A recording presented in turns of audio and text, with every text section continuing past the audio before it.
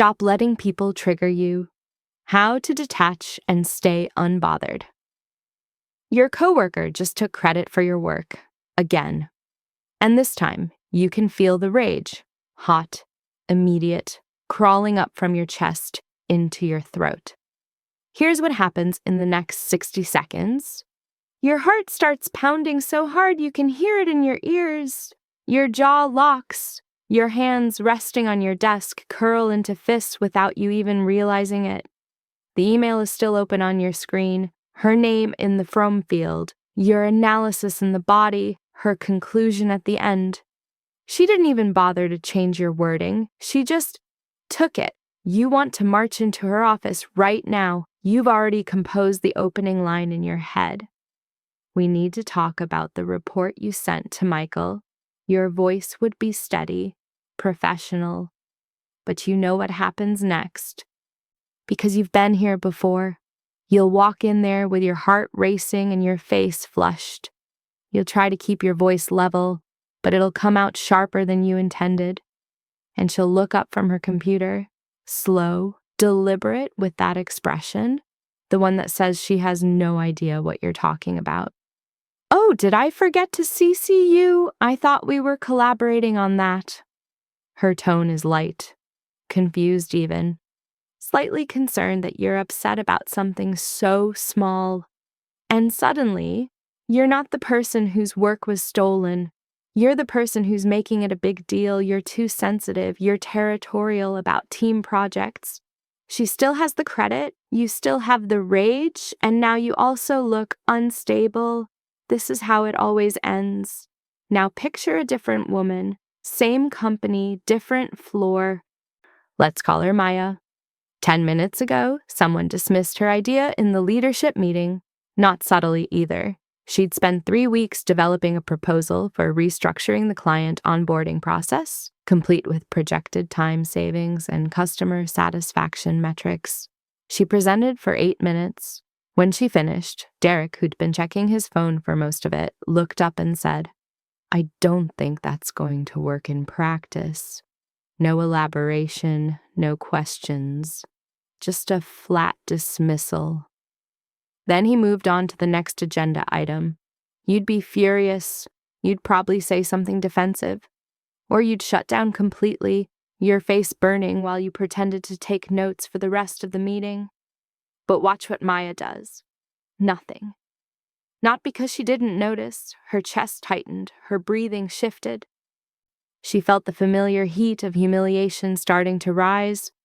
But somewhere between the stimulus and the response, she made a choice you don't even know is available. She didn't resist the feeling. She didn't try to suppress it or talk herself out of it. She just observed it, noted it, let it exist without letting it drive her behavior. 5 minutes pass. The meeting moves to budget concerns. Then, in a gap in the conversation, Maya speaks. Her voice is calm, almost curious. "Derek, I'm interested in your perspective. When you say it won't work in practice, are you concerned about the implementation timeline? Or is it the client-facing aspect?" He blinks. He actually has to think about his answer because he hadn't thought beyond his initial reaction. I guess the timeline seems aggressive." "That makes sense," Maya says. "What if we piloted it with just our enterprise clients first? That cuts the rollout time in half and gives us data before full implementation." 3 people nod. Someone takes a note. Derek says, "Yeah, that could work." The meeting continues. Maya's idea is now on the implementation list. Same room, same dismissal, completely different outcome. What's the difference between you in the first scenario and Maya in the second? It's not that she's naturally calmer. It's not that she cares less. It's not that she has thicker skin or fewer emotions or some magical ability to not let things bother her. It's that she understands something about the human brain that you're about to learn. Something that will fundamentally change how you move through the world, how you respond to challenges, and how much power you give other people over your emotional state. Here's what's happening in your brain when someone triggers you. Your amygdala, this almond-shaped cluster of neurons deep in your brain's emotional center, is essentially a threat detection system. It evolved to keep your ancestors alive by identifying danger and triggering immediate defensive responses. And it's fast, incredibly fast. Research shows it activates in approximately 12 milliseconds after perceiving a threat. Your prefrontal cortex, the part of your brain responsible for rational thinking, impulse control, and emotional regulation, takes about 24 milliseconds to come online. Read that again. By the time you're consciously aware that something has upset you, your emotional reaction has already been activated. Your body is already flooded with stress hormones. Your heart rate has already increased. Your muscles have already tensed. The defensive response is already in motion. This is why just stay calm is useless advice. By the time someone tells you to stay calm, by the time you tell yourself to stay calm, the biological response is already happening. You're not choosing to get upset. Your nervous system is doing what it was designed to do: protect you from threats. But here's the problem that no one talks about. Your amygdala can't tell the difference between a saber-toothed tiger and Sarah from accounting. It can't distinguish between a physical threat to your survival and a social threat to your ego. Both activate the same ancient circuitry. Both flood your system with cortisol and adrenaline. Both take your prefrontal cortex offline. This is why you can't think clearly when someone criticizes you in a meeting. This is why you replay conversations for hours afterward, coming up with the perfect responses you couldn't access in the moment. This is why you say things you regret, send emails you wish you could unsend, make decisions that seem insane in hindsight. Your rational brain literally isn't in charge when you're triggered. But here's what makes this even more insidious, and this is the part that most women don't understand. Every time you react emotionally to a trigger, you're not just having a bad moment, you're training your brain to be more sensitive to that trigger in the future. Neuroscientists call this sensitization. Think of your brain as a forest. The first time you walk from point A to point B, you're pushing through underbrush, stepping over logs, creating a faint path. The second time, that path is slightly clearer. By the 10th time, you've created a trail. By the 100th time, it's a well-worn path. By the 1000th time, it's practically a road. Neural pathways work the same way. The more you practice a response, the more automatic it becomes. So if you've been getting triggered by your mother's comments about your life choices for 30 years, you haven't been failing at staying calm. You've been successfully building a neural superhighway that leads directly from mom opens her mouth to you feel criticized and defensive. You've practiced that response roughly 3,250 times over a decade, assuming weekly phone calls. That's not a pathway anymore. That's infrastructure. And every single time you travel down that road, you're reinforcing it, paving it stronger, making it the default route your brain takes. This is why your coworker who knows exactly how to push your buttons isn't necessarily more skilled at manipulation. She's just discovered, accidentally or intentionally, the pathway you've been strengthening for years. One comment, and your entire nervous system lights up. The response is automatic, immediate, and feels completely beyond your control. Because in a sense it is. You've built that response. You own it now. Let's talk about what this actually costs you, not in abstract terms, but in concrete ways that are stealing from your life right now. The immediate cost is obvious. Your peace of mind, your ability to focus, your emotional equilibrium. But those are just the surface effects. The real damage happens in the ripple effects you don't always connect back to the trigger. That coworker who took credit for your work, You spent 3 hours after work replaying the situation, crafting responses, imagining confrontations. 3 hours you were supposed to spend reviewing the presentation for tomorrow's client meeting. Instead, you walked in underprepared, which made you anxious, which made you rush through your slides, which made you miss a key question from the client, which made your boss give you that look that says he's reconsidering whether you're ready for the senior account.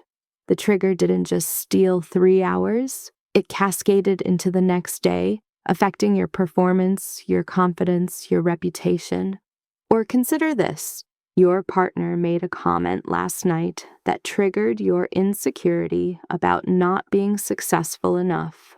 The comment itself was probably innocuous. Maybe he mentioned a friend's recent promotion, but it landed in that tender spot you carry around. You snapped at him. He withdrew. This morning, breakfast was silent and tense. You went to work already depleted, already defensive. When your colleague asked a clarifying question about your timeline, you heard it as criticism. You responded sharply. Now there's tension in that relationship too. One trigger metastasizing through your entire day, poisoning multiple relationships, affecting your work quality, depleting your energy reserves. And the person who triggered you, they're having lunch, scrolling Instagram, living their life, completely unaware of the chaos they've created in your nervous system. This is the hidden cost that nobody tells you about. Triggers don't stay contained. They leak into everything else. Over time, chronic reactivity actually changes your brain structure. Research from multiple neuroscience labs has shown that sustained stress shrinks the prefrontal cortex, the very part of your brain you need for emotional regulation, while enlarging the amygdala, making you even more sensitive to threats. It's a vicious cycle. The more you react, the less capable you become of not reacting. You're literally becoming more triggerable over time. The career implications are devastating, though they're rarely discussed directly. No one gets passed over for a promotion with too emotionally reactive written on their performance review. Instead, you hear that you're not quite ready for leadership, or that they're looking for someone with a different skill set, or that the timing isn't right. But if you could see the conversations happening in closed-door meetings, you'd hear different words. She's great, technically, but I'm worried about how she handles pressure. He doesn't know if she can manage conflict without getting emotional. She burned a bridge with the finance team last quarter over something relatively small. Meanwhile, that other woman, the one who's not necessarily smarter or more talented, but who stays steady under pressure, is getting promoted. Not because she's better at the work, because people trust her emotional regulation more than they trust yours. And in your relationships, both personal and professional, emotional reactivity creates a dynamic that slowly erodes intimacy and respect. When people can't predict how you'll respond, when they're not sure if bringing up a concern will result in productive dialogue or emotional escalation, they start managing you. They start editing what they say, avoiding certain topics, timing their conversations carefully. You're no longer their equal, you're their project. Your friends stop being fully honest with you. Your partner starts withholding concerns. Your colleagues begin routing around you for decisions. And you feel it, that subtle shift in how people interact with you, but you often can't pinpoint why. You just know that something has changed, that there's a distance now that wasn't there before. That distance is them protecting themselves from your reactivity. Perhaps the most tragic cost is this. When you're trapped in reactive patterns, you're not living from your highest self. You're living from your wounds. Every triggered response is your past, your childhood patterns, your unhealed hurts, your accumulated fears, commandeering your present moment. You're not making choices. You're running programs installed years ago by people who probably didn't mean to hurt you but did anyway. And those programs are making you predictable. When people know exactly what will trigger you, they can manipulate you consciously or unconsciously.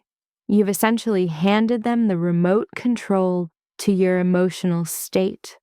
They can make you angry with a specific tone of voice. They can make you defensive with a particular phrasing. They can make you anxious with a well-timed comment. You are being controlled by your triggers, but here's what changes everything. The same neuroplasticity that built those reactive pathways can build new ones. Your brain isn't fixed. These patterns aren't permanent. The superhighways can be rerouted. This isn't about positive thinking or suppressing your emotions or pretending things don't bother you. This is about understanding how your nervous system works and learning to work with it instead of being controlled by it. The women who seem naturally unbothered, like Maya in that meeting, aren't born different. They've learned something crucial. Getting triggered is biology. It's neuroscience. It's evolution. It's going to happen. But staying triggered, that's choice. The 12-millisecond amygdala response, you can't control that. It's automatic. But what happens in the seconds and minutes after? That's where your power lives. That's where you can interrupt the pattern. That's where you stop being a victim of your nervous system and start becoming its master. Over the next 8 chapters, you're going to learn exactly how to do this. You're going to understand why people have so much power over your emotions. Not because you're weak, but because of specific, identifiable mechanisms in your brain and nervous system that can be modified. You're going to discover what emotional reactivity is actually costing you in ways you probably haven't fully recognized yet. You're going to learn how to build a detachment mindset that doesn't make you cold or disconnected, but actually makes you more present and more powerful. You're going to master the 4 types of psychological boundaries that protect your emotional core without isolating you from genuine connection. You're going to meet the 4 types of difficult people and learn tailored strategies for each one.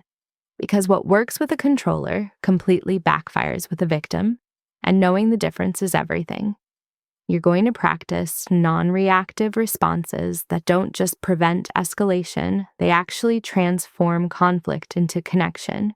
You're going to discover how to reframe your biggest triggers as your most valuable growth opportunities, turning the people who challenge you most into your greatest teachers. And finally, you're going to integrate all of this into a new way of being where staying unbothered isn't something you have to remember to do. It's who you become. By the end of this book, that coworker who takes credit for your work won't have the same power over you. Not because she'll change. She probably won't. But you will, and that's the only change that ever mattered. Chapter 1. Why people have so much power over your emotions. Let's start with what you need to stop believing. That you're weak because people can trigger you easily. That's not what's happening here. Your brain is doing exactly what millions of years of evolution designed it to do: protect you from threats. The problem isn't that your threat detection system is too sensitive. The problem is that it can't tell the difference between actual danger and social discomfort. Your amygdala, that ancient alarm system buried deep in your brain, treats Sarah from accounting's passive-aggressive email the same way it would treat a predator. Both situations activate identical neural circuits. Both flood your body with the same stress hormones. Both trigger the same fight-or-flight response that kept your ancestors alive on the savannah. But here's the crucial difference. When your ancestor encountered a saber-toothed tiger, the threat was immediate and physical. Fight or run, survive or die. The stress response served its purpose in seconds, then subsided. When Sarah sends that email undermining you in front of your boss, the threat is social and ambiguous. You can't fight it or flee from it. You have to sit with it, respond professionally, maintain composure, all while your body is screaming at you to do something, anything to neutralize the threat. Except there's nothing to neutralize.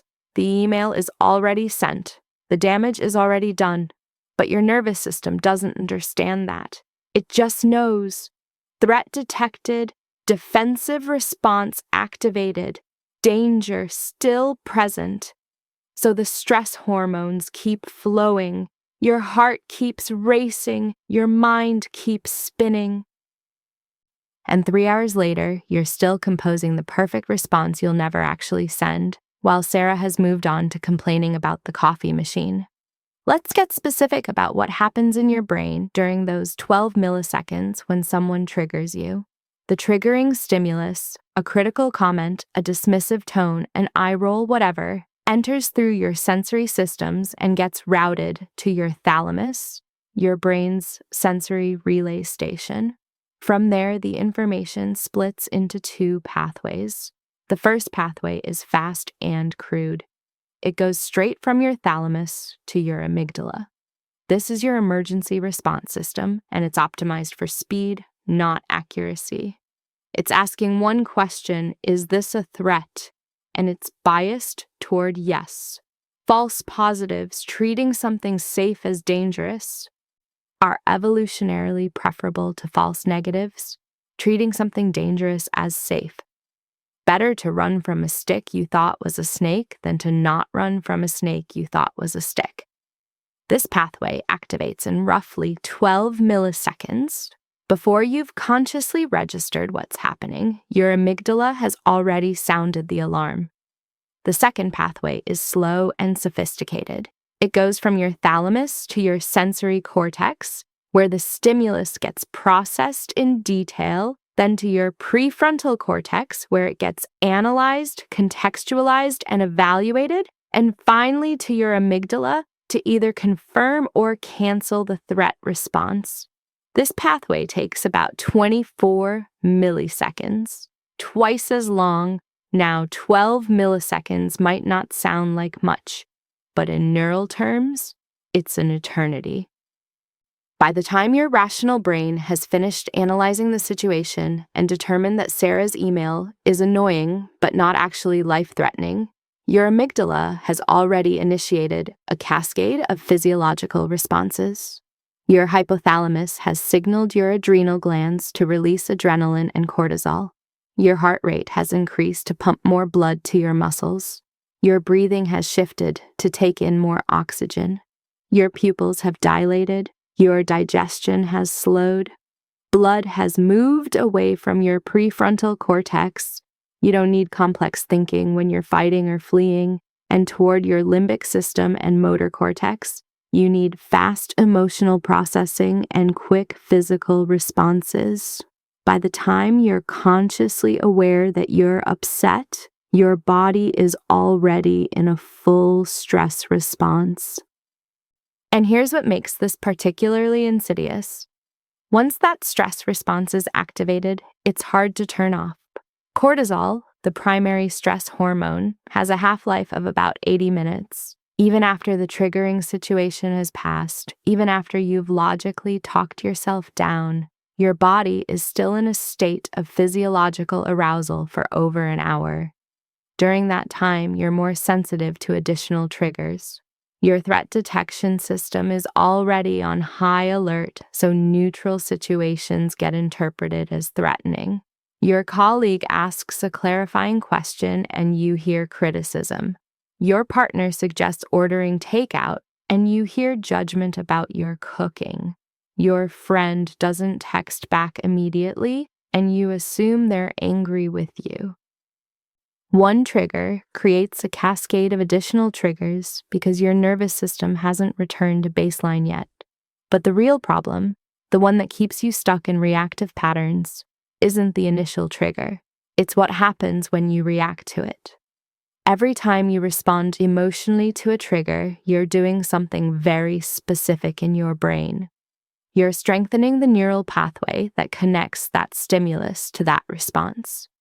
Neuroscientists call this experience-dependent neuroplasticity. Your brain physically changes based on what you practice. Think about the first time someone criticized your work. Maybe it was a teacher, a parent, a boss. That first criticism created a new neural pathway. Criticism leads to defensive feeling. The pathway was weak, tentative, easily overridden by conscious thought. But then it happened again and again. Each time you felt that same defensive reaction, each time you practiced the same response, and each time that neural pathway got stronger, more automatic, more difficult to interrupt. After years, sometimes decades of practicing this response, the pathway is so well established that the response feels involuntary. Someone criticizes you, and before you've even processed what they said, you're already feeling defensive. The response is faster than thought. You haven't been failing at staying calm. You've been succeeding at building an automated defensive response. And here's what nobody tells you. This process doesn't stop on its own. Every time you react, you reinforce the pattern. You're not just having a bad moment. You're voting for your brain to respond the same way next time.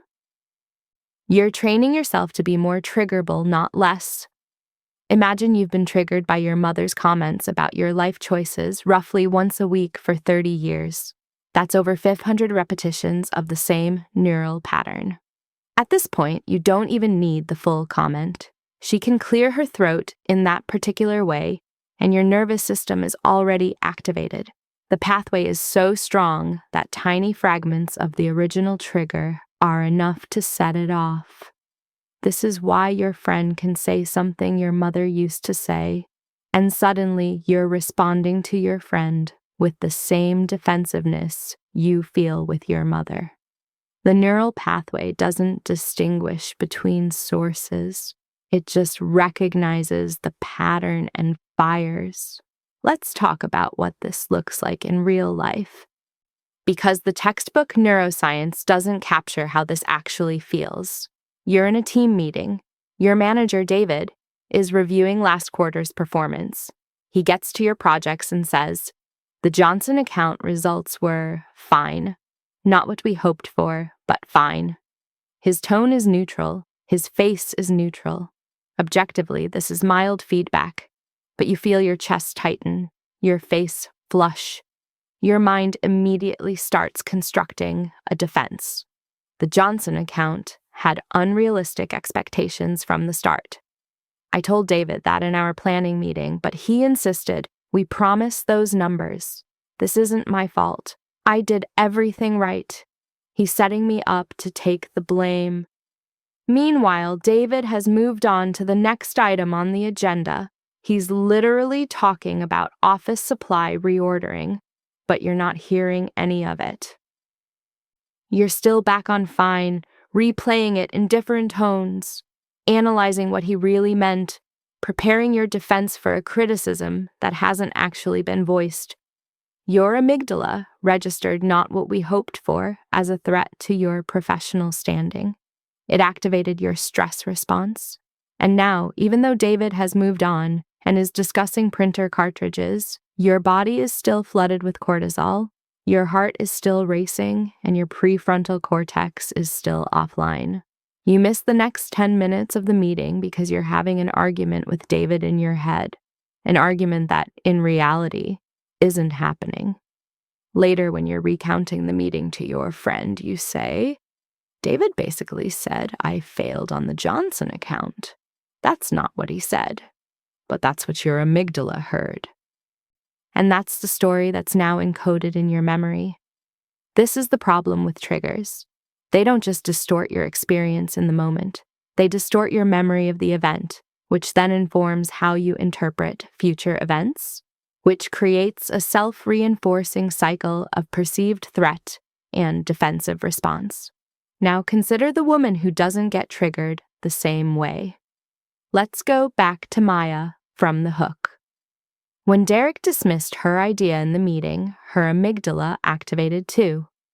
The 12-millisecond alarm went off. Her body started the stress response, heart rate increase, cortisol release, the works. But here's what she did differently. She noticed it, not in some abstract, spiritual, observing her thoughts way. She literally felt the physical sensation of her chest tightening and thought, "Oh, there's the trigger response." She felt her breathing shift and thought, "My amygdala just detected a social threat." She didn't try to stop the response. You can't. It's already happening by the time you notice it. But she also didn't follow it. She didn't let that initial activation hijack her behavior. Instead, she used those 5 minutes, while the meeting moved to budget discussions, to let her prefrontal cortex come back online. She did box breathing, 4 counts in, 4 counts hold, 4 counts out, 4 counts hold, without anyone noticing. She reminded herself of what she knows about Derek.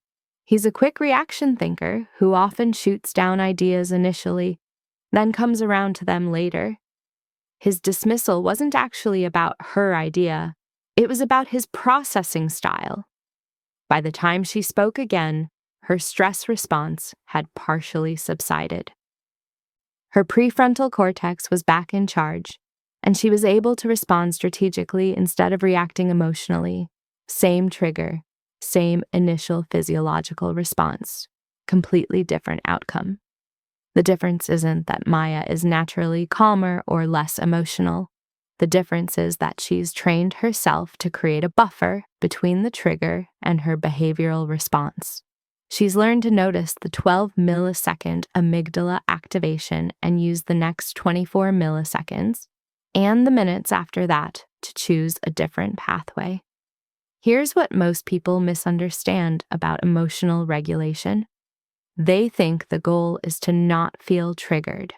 That's not possible. Your amygdala is always going to fire first. Evolution isn't changing anytime soon. The goal is to stop automatically following that initial activation with reactive behavior. The goal is to notice the trigger, feel it fully, and still choose your response consciously rather than defaulting to your most practiced pattern. But you can't do this if you don't understand what's happening in your nervous system. You can't interrupt a pattern you don't recognize. So when someone triggers you, when you feel that familiar surge of anger, defensiveness, hurt, or anxiety, the first step isn't to calm down or think positive or any of that. The first step is to recognize, my amygdala just detected a social threat. My body is now in stress response. This is biology, not truth. That recognition creates a tiny gap, and in that gap, choice becomes possible. Without that recognition, you're just running the program. React, regret, ruminate, repeat, strengthening the pathway every single time. The people who trigger you aren't more powerful than you. They're just pressing buttons you've installed through years of practice. And what you've practiced, you can unpractice. But first you need to understand what this reactivity is actually costing you. Because until you see the full price you're paying, you won't be motivated to change the pattern. And the cost is far higher than you think. Chapter 2: The Hidden Cost of Being Emotionally Reactive. Most women think emotional reactivity is just an inconvenience, a momentary loss of composure, something that passes and then you move on. They have no idea they're bleeding from 1,000 invisible cuts. The cost of reactivity isn't one dramatic event. It's not getting fired because you snapped at your boss or losing your marriage because of one big fight. It's subtler than that, more insidious.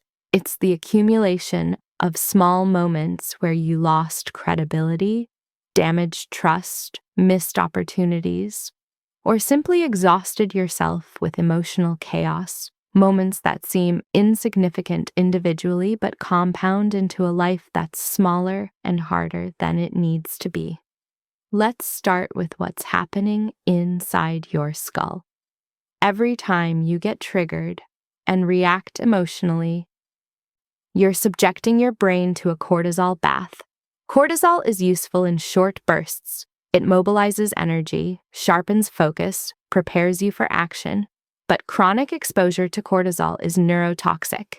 Research from multiple neuroscience labs, including studies at Harvard and Stanford, has shown that sustained stress exposure literally shrinks your prefrontal cortex.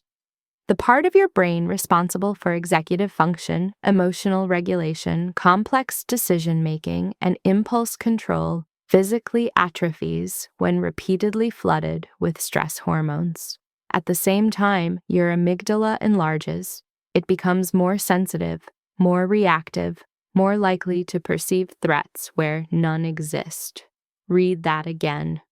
The more you react emotionally, the worse you become at regulating emotions, and the better you become at detecting threats.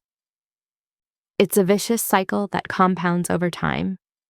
Year 1 of chronic reactivity makes you slightly more sensitive to triggers. Year 5 makes you significantly more reactive. Year 10, and you're walking around with a hair-trigger nervous system and a weakened capacity for rational thought. You're not becoming more emotional because you're getting older or because life is getting harder. You're becoming more emotional because you've been training your brain to be this way, and unlike muscle atrophy, which you can see in the mirror and which motivates you to hit the gym, brain changes are invisible. You just notice that things bother you more than they used to, that you cry more easily, get angry more quickly, feel overwhelmed more often, and you think that's just who you are now. It's not. It's what you've practiced. But the cognitive damage is just the beginning. Let's talk about what this does to your body. Women who are chronically reactive, who regularly experience anger, frustration, and interpersonal stress, have measurably higher rates of cardiovascular disease. Their risk of heart attack and stroke increases by 40 to 60% compared to women who've learned emotional regulation. Why? Because every time your stress response activates, your blood pressure spikes, your heart rate increases, your blood vessels constrict. Inflammation markers rise throughout your body. Once or twice, that's fine. Your body can handle acute stress. But if you're getting triggered multiple times a day by your boss's tone, your partner's comment, your mother-in-law's text, the way someone looked at you in a meeting, your cardiovascular system never gets a break. You're essentially running interval sprints all day long without recovery time. Your immune system suffers too. Chronic stress suppresses immune function, making you more susceptible to everything from common colds to serious illness. You get sick more often. You take longer to heal. Your body is so busy managing cortisol that it can't properly manage actual threats. And the aging? It's not metaphorical. Chronic stress accelerates cellular aging by shortening your telomeres, the protective caps on your chromosomes. Women with high stress levels have telomeres equivalent to someone a decade older. You're literally aging faster because you can't stop reacting to triggers. You might live 5 to 10 years less than you would have otherwise, not because of genetics or bad luck. Because Sarah from accounting knows how to push your buttons and you haven't learned how not to let her. Now let's talk about your career, because this is where the cost becomes most visible, even if no one says it out loud. You don't see emotionally reactive written on performance reviews. You see coded language. Could benefit from additional composure under pressure. Sometimes struggles with interpersonal dynamics. Would like to see more consistency in communication style. Or worse, you see nothing at all. Just the promotion that goes to someone else. The project assignment you're quietly excluded from. The important meeting you're not invited to anymore. Here's what's happening in rooms you're not in. Your manager is considering you for a leadership role. Someone asks, how does she handle conflict? There's a pause. Someone mentions that time you got visibly upset in a meeting, or the email you sent that was a bit emotional, or the fact that people seem to walk on eggshells around you. No one says you're bad at your job. You're probably excellent at your job. But leadership requires emotional stability, the ability to stay calm when everyone else is panicking, to receive criticism without becoming defensive, to make decisions based on logic rather than emotion, to be predictable in your reactions so that people feel safe bringing you problems. And you're inconsistent. Sometimes you're great, sometimes you're triggered, and the unpredictability makes you a risk. So they promote the other woman, not because she's more talented, she might be less talented, but because when things go wrong, they know how she'll respond. They trust her emotional regulation more than they trust yours. You'll probably never know this was the reason. You'll be told something vague about fit or timing or a few areas to work on first, and you'll feel frustrated and confused because you know you're good at what you do. You are good at what you do, but being good at your job is table stakes. What gets you into leadership is being good at managing yourself under pressure. And every time someone triggers you and you react, you're demonstrating that you can't quite do that yet. Meanwhile, watch the woman who doesn't get triggered. She's in the same toxic environment, dealing with the same difficult people, facing the same challenges, but she stays steady, she responds thoughtfully, she doesn't take things personally. People trust her. They bring her into important conversations. They give her responsibility because they know she won't melt down when things get hard. She's not necessarily smarter or more skilled. She's just more regulated. And in professional environments, that matters more than almost anything else. The relationship cost is even more painful because it's more personal. Romantic relationships can't survive chronic reactivity, not healthy ones anyway. When you're constantly triggered by your partner, by their tone, their choices, their habits, their silences, you create an atmosphere where genuine intimacy is impossible. You're not relating to them as they actually are. You're relating to them through the filter of your triggers. Your partner starts to notice that certain topics are landmines, certain phrases set you off. Certain tones make you defensive, so they start editing themselves, carefully choosing words, timing conversations, walking on eggshells. At first, they're doing it to protect you from getting upset. They love you. They don't want to hurt you. But eventually, they're doing it to protect themselves, because your reactivity isn't just emotionally exhausting, it's draining the relationship of honesty and spontaneity. Think about what happens when someone can't be authentic with you. They stop sharing what they're actually thinking. They start managing your emotions instead of expressing their own. Resentment builds on both sides. You resent that they're not being direct with you, though you've trained them not to be.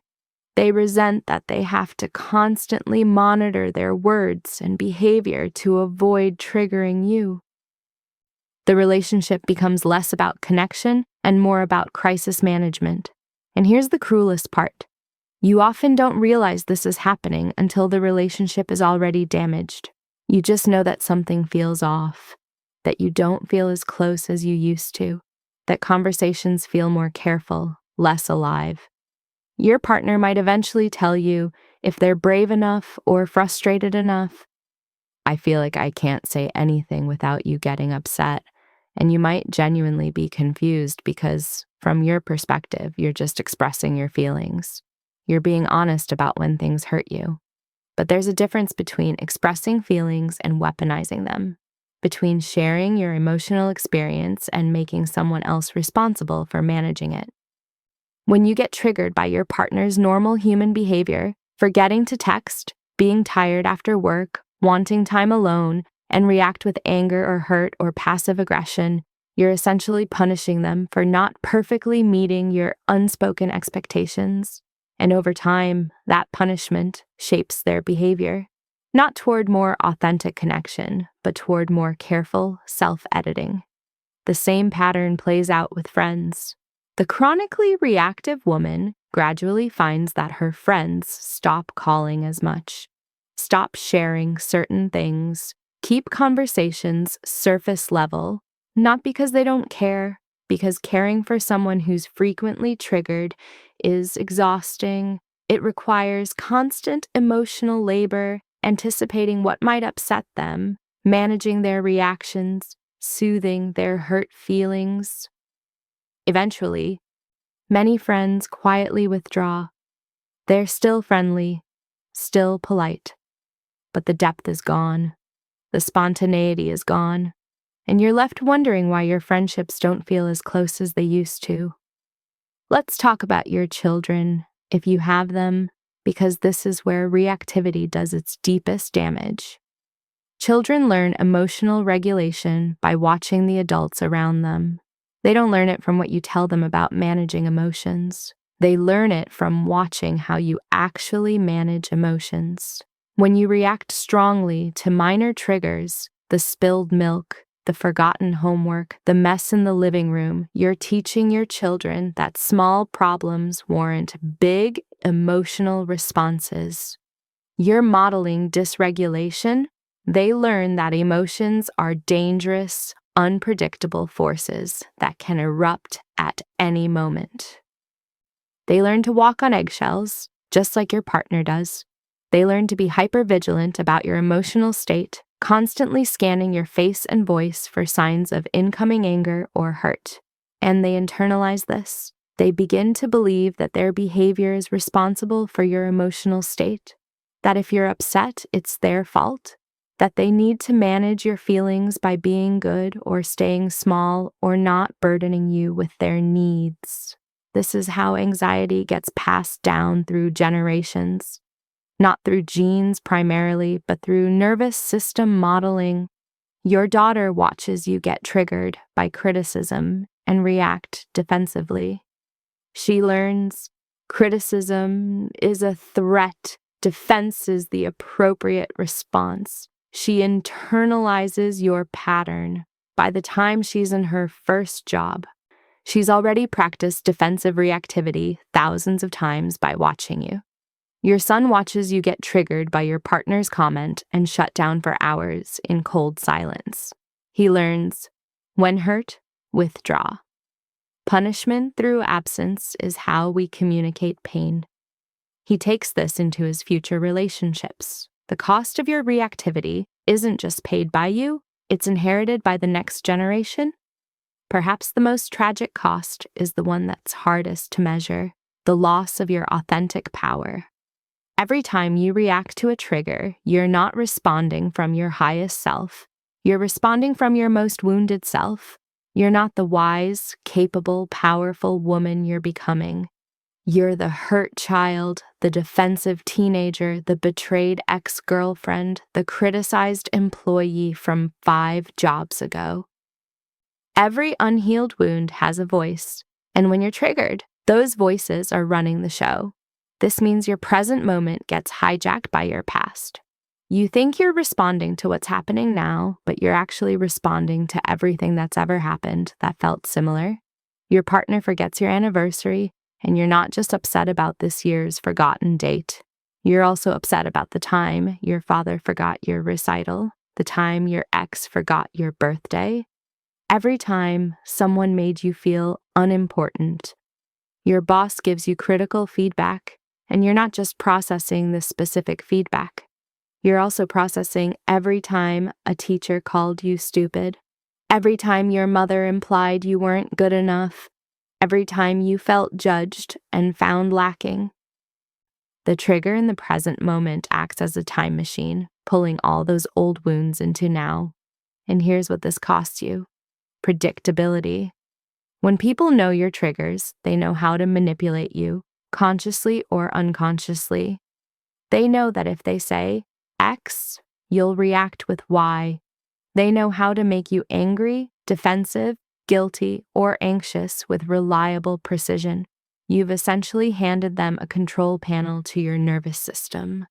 Want to make you defensive? Just imply you're not working hard enough. Want to make you anxious?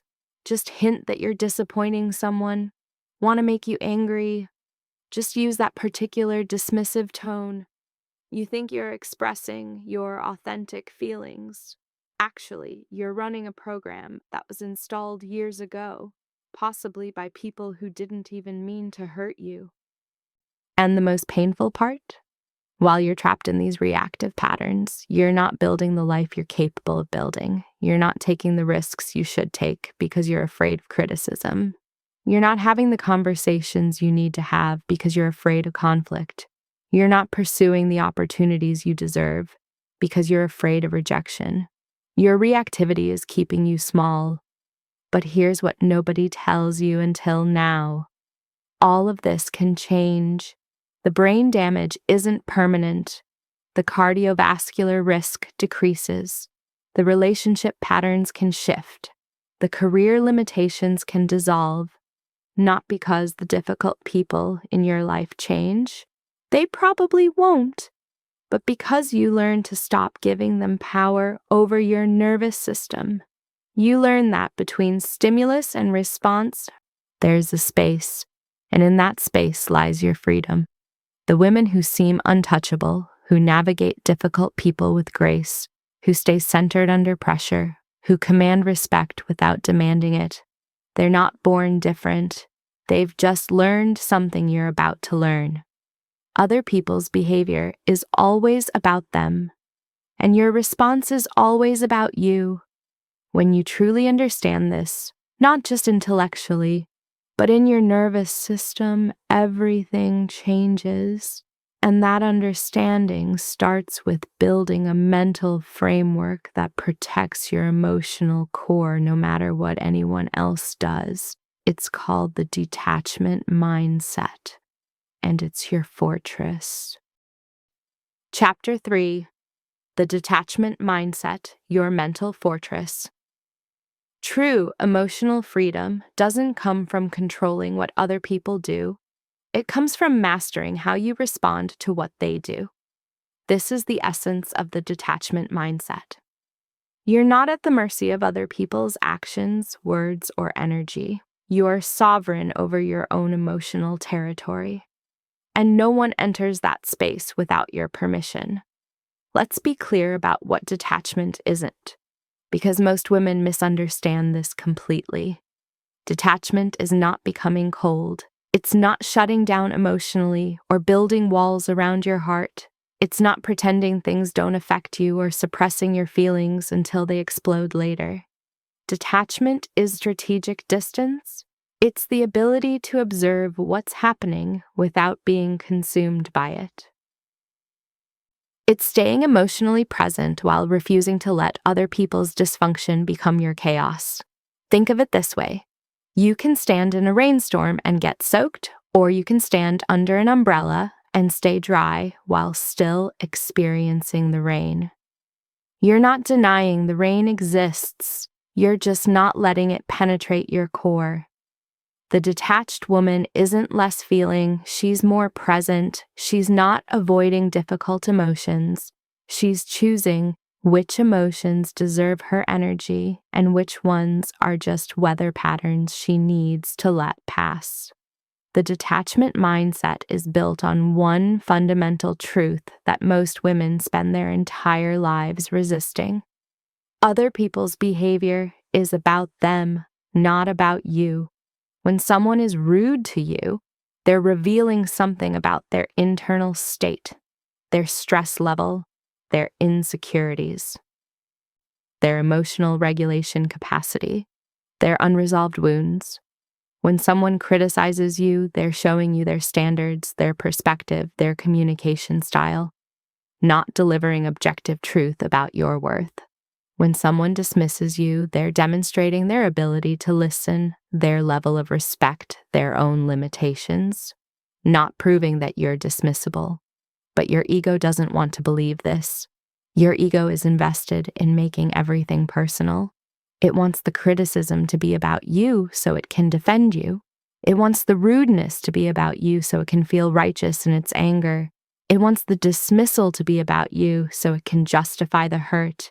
Your ego thinks personalizing everything keeps you safe. Actually, it's what keeps you trapped. Consider this scenario. You're presenting in a meeting. Halfway through, someone interrupts you and starts talking over you. You have two options for interpreting this. Option 1, personalized. They don't respect me. They think my ideas aren't valuable. They're trying to undermine me. I need to assert myself or I'll lose credibility. This interpretation triggers defensiveness, anger, hurt. Your stress response activates. Your prefrontal cortex goes offline. You spend the rest of the meeting trying to prove your worth instead of focusing on your actual objectives. Option 2, detached. This person has poor meeting etiquette. They're probably anxious about their own agenda item, or they process thoughts out loud and don't realize they're interrupting. This is information about their communication style, not my value. This interpretation keeps you centered. You can address the interruption strategically. Let me finish this point, then I'd love to hear your thoughts without emotional charge. You stay focused on your goals instead of getting derailed by someone else's behavior. Same event, same interruption, completely different internal experience. The difference isn't in what happened, it's in what you made it mean. Detachment also means releasing your attachment to outcomes you can't control. Most emotional triggers stem from unmet expectations. You expect people to be fair, reasonable, considerate, professional, honest, appreciative, and when they're not, you get triggered. But expectations are just premeditated resentments. Every time you expect someone to behave a certain way, you're setting yourself up for disappointment because you can't control their choices. You can only control your response to their choices. The detached mindset distinguishes between influence and control. You can influence how people treat you through your boundaries, communication, and behavior. You cannot control their attitudes, reactions, or choices. When you truly accept this, when you stop trying to force people to meet your expectations and start focusing on how you'll respond when they don't, you free yourself from a massive source of suffering. This doesn't mean lowering your standards. You can maintain high standards for how you deserve to be treated, while simultaneously accepting that not everyone will meet those standards. And when they don't, you respond with boundaries and consequences, not with emotional dysregulation. The woman with weak boundaries thinks, if I just explain clearly enough, if I just show them how much they hurt me, they'll change. The woman with detachment thinks, they've shown me who they are. I'll decide how much access they get to me based on that information. One is trying to control the other person. The other is controlling herself. Detachment fundamentally changes how you engage with conflict. Most people approach conflict in one of two ways: fight or flight, attack or avoid, escalate or shut down. Reacting is automatic and emotional. It comes from your wounds. It's driven by the need to defend, prove, or protect your ego. It usually makes things worse. Responding is deliberate and strategic. It comes from your values. It's driven by your actual goals for the relationship or situation. It usually makes things better. When you're detached, you have the mental space to choose response over reaction. Your colleague makes a passive-aggressive comment in front of the team. Your amygdala fires. Your chest tightens. The familiar defensiveness starts rising. Reaction would be matching their passive aggression, defending yourself publicly, or shutting down and fuming silently. Response is noting the comment, staying calm in the moment, and addressing it privately later with a direct question. I noticed your comment in the meeting. What's going on? One escalates conflict. The other potentially resolves it. The detached woman isn't suppressing her emotions. She's feeling them fully while refusing to let them drive her behavior. She's creating a buffer between stimulus and response. That's where her power lives. Here's a practical technique for building detachment: the scientist mindset. When someone triggers you, instead of taking it personally, get curious. Approach the situation like a researcher studying human behavior. Instead of, "Why are they doing this to me?" Ask, "What's happening inside them that's causing this behavior?" This shift from victim to student creates immediate emotional distance. Your mother criticizes your parenting. Instead of spiraling into defensive hurt, you get curious. Interesting. Mom's anxiety about control is manifesting as criticism again. I wonder if she's feeling insecure about her own parenting choices being questioned. Your boss gives vague, unhelpful feedback. Instead of panicking about your job security, you analyze, "He's conflict avoidant and doesn't know how to give direct feedback." This is information about his communication limitations, not my performance. The scientist mindset doesn't make you callous. It makes you effective. You can still set boundaries, address issues, or end relationships, but you're doing it from a place of clarity, not emotional chaos. Detachment also requires understanding that you don't need others to validate your worth. Most triggers occur because we're unconsciously seeking approval or fearing disapproval. Someone criticizes you, you get defensive because part of you believes their criticism might be true, and that would mean you're inadequate. Someone dismisses you, you get angry because part of you needs them to acknowledge your value, and their dismissal threatens that need. Someone rejects you, you spiral because part of you thinks their rejection proves you're not good enough. When you're detached, you validate yourself. You know your own worth independent of others' opinions.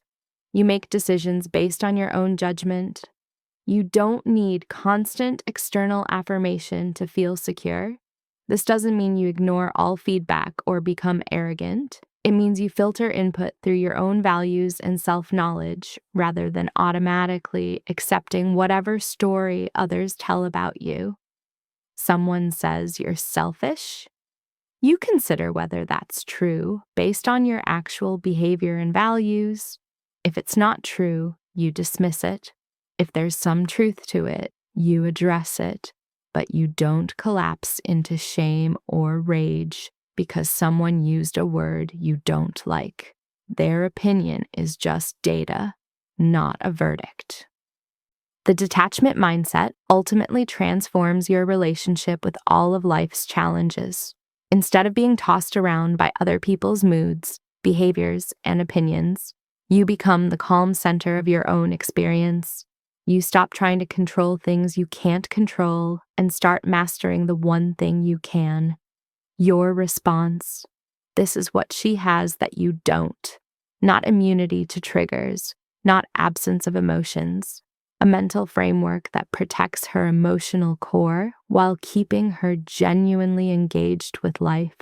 She feels everything. She just doesn't let everything control her. And that framework isn't built with emotional distance. It's built with psychological boundaries, the kind that can't be crossed no matter how hard someone tries. Let's talk about how to build them. Chapter 4: Building psychological boundaries that can't be crossed. The most emotionally resilient women have something reactive women lack: unshakable psychological boundaries. These aren't rules about what behavior you'll tolerate. They're internal structures that protect your emotional well-being regardless of how others choose to behave. When you have strong psychological boundaries, other people's dysfunction bounces off you instead of penetrating your core. Most women think boundaries are about controlling others. That's backwards. Real boundaries are about controlling yourself, specifically your responses to other people's choices.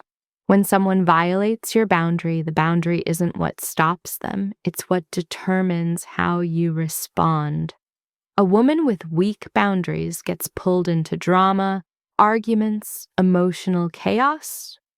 A woman with strong boundaries remains centered and chooses her response strategically. Let's talk about the 4 types of boundaries you need. Number 1, energy boundaries. Energy boundaries mean you don't absorb other people's emotions as if they were your own. Many women are emotional sponges. They walk into a room and immediately pick up on everyone's stress, anger, anxiety. They think this makes them empathetic. Actually, it makes them ineffective. You can't help someone drowning if you jump in and start drowning too. Energy boundaries require distinguishing between empathy and emotional contagion. Empathy. You understand what someone feels without feeling it yourself. Emotional contagion. Their emotions literally infect your emotional state. When you maintain energy boundaries, you can recognize someone is upset without letting their upset contaminate you. You remain a calm, stable presence that can actually help them regulate instead of adding to the chaos. Here's what this looks like in practice. Your friend calls, spiraling about her relationship. She's anxious, catastrophizing, talking in circles. Without energy boundaries, you'd absorb that anxiety. Your chest would tighten. Your mind would start racing with solutions. You'd feel responsible for making her feel better. With energy boundaries, you listen with compassion but remain centered in your own emotional state. You can say, "That sounds really stressful. What do you think you need right now?" without taking on her anxiety as your own. The key technique is emotional deflection. When someone directs negative emotions toward you, anger, criticism, drama, you mentally deflect them back to their source. You recognize their anger is information about their internal state, not a command for me to feel angry too. Their emotions are weather. You can acknowledge the storm without standing in it and getting soaked. Number 2, responsibility boundaries. Responsibility boundaries mean you take complete responsibility for your own emotions, reactions, and outcomes, while refusing to take responsibility for other people's emotions, reactions, and outcomes. Most triggers occur because women have confused responsibility. They think they're responsible for making others happy, managing others' emotions, fixing others' problems. Simultaneously, they make others responsible for their own emotional state by getting triggered when people don't behave as expected. Responsibility boundaries require releasing the illusion that you can control how others feel or behave. You can influence through your actions and communication. You cannot control their choices or emotional responses. When you accept this, you stop trying to manage other people's emotions and start managing your own. You stop walking on eggshells to avoid setting people off and start speaking from authentic truth. This boundary also means refusing to be held emotionally hostage. Some people use emotions as weapons. They get angry, hurt, or offended to manipulate you into doing what they want. When you have strong responsibility boundaries, you can acknowledge their reaction without feeling obligated to change your behavior to soothe them. Example, you set a boundary with your mother about unannounced visits. She responds with hurt, guilt-tripping, maybe tears. "I guess I'm just a burden to you now." Without responsibility boundaries, you'd fold. You'd feel terrible. You'd apologize and rescind the boundary. With responsibility boundaries, you hold steady. "I understand you're disappointed. I still need advance notice for visits. What works for your schedule next week?" You're not responsible for making her happy about your boundary. You're responsible for maintaining the boundary you need. Her emotions are hers to manage. Number 3, meaning-making boundaries. Meaning-making boundaries mean you decide what things mean instead of automatically accepting other people's interpretations as truth. When someone calls you selfish, lazy, too sensitive, too intense, they're offering their interpretation. You don't have to accept it. You can consider their perspective, extract useful feedback, and maintain your own assessment of yourself and your actions. This prevents others from defining your worth, capabilities, or identity. You become the author of your own narrative instead of letting others write your story. Here's the distinction most women miss. Someone's opinion about you is just data, not a verdict. Your boss says your presentation lacked impact. Without meaning-making boundaries, you internalize. I'm bad at presentations. I'm not cut out for this role. I'm failing. With meaning-making boundaries, you analyze. He prefers a different presentation style. That's useful information. I can adjust my approach for his preferences or find out what specifically didn't land. Same feedback, completely different meaning. The key is filtering input through your own judgment and values rather than automatically accepting whatever story others tell about you. You're not ignoring feedback or becoming arrogant. You're staying sovereign over what that feedback means about you. Number 4, attention boundaries. Attention boundaries mean you control where you focus your mental energy rather than allowing others to hijack your attention with drama, demands, or dysfunction. Your attention is your most precious resource. Where you focus determines the quality of your experience and direction of your life. When you let people pull your attention into their chaos, you're giving them control over your mental and emotional state. Attention boundaries require becoming selective about what deserves your mental energy. Not every conflict needs your participation. Not every drama needs your attention. Not every crisis needs your emotional involvement. You learn to distinguish between situations that truly require engagement and situations that are attention-seeking behavior or manipulation. Your colleague creates urgent drama about something minor again. Without attention boundaries, you'd get pulled in. Spend an hour helping them problem solve. Feel drained afterward. With attention boundaries, you assess. Is this actually urgent? Is this my responsibility? Is my involvement helpful or enabling? If not, you respond briefly and redirect. That sounds stressful. Let me know how it goes. Then you return your attention to your own priorities. This doesn't make you callous. It makes you intentional about where your finite emotional resources go. Maintaining boundaries, the consistency principle. Here's what most women don't understand. Boundaries without consistency are just suggestions.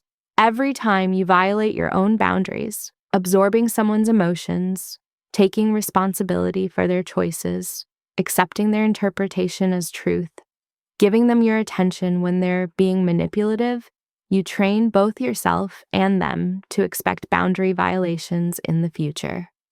Every time you maintain your boundaries with calm confidence, you reinforce your psychological strength and teach others how to treat you. Example, your friend habitually calls during your work hours with non-urgent gossip. The first time you say, I can't talk now, I'll call you tonight, but then you stay on the phone for 30 minutes, you've taught her your boundary isn't real. If you consistently say, I need to go, I'll call you at 7, and actually end the call, she learns that work hours aren't available for casual calls. The boundary becomes real. Boundaries aren't about controlling others' behavior. They're about controlling your response to their behavior. When someone crosses a boundary, the boundary determines your next move. Maybe you restate it calmly, Maybe you create distance. Maybe you end the conversation or relationship, but you don't collapse into emotional reactivity. Strong psychological boundaries don't make you cold or disconnected. They make you more genuinely helpful and effective in relationships. When you're not constantly triggered, drained, or pulled into others' dysfunction, you have more emotional resources to offer support when truly needed. You become a source of stability instead of another person adding to the chaos. The woman who seems impossible to rattle, she's not naturally tougher. She just has better boundaries. She's defined her emotional territory clearly and defends it consistently. You can build the same fortress. But boundaries alone aren't enough. You also need to understand the specific types of difficult people you're dealing with, because what works with one type completely backfires with another. Let's meet them. Chapter 5: The 4 Types of Difficult People and How to Handle Each. Not all difficult people are the same. One-size-fits-all approaches don't work because different types of challenging behavior stem from different psychological needs. What calms a controller enrages an attention seeker. What works with a critic backfires spectacularly with a victim. Understanding the psychology behind each type allows you to tailor your response for maximum effectiveness, staying unbothered while actually improving the dynamic. Let's meet them. Type 1, the controller.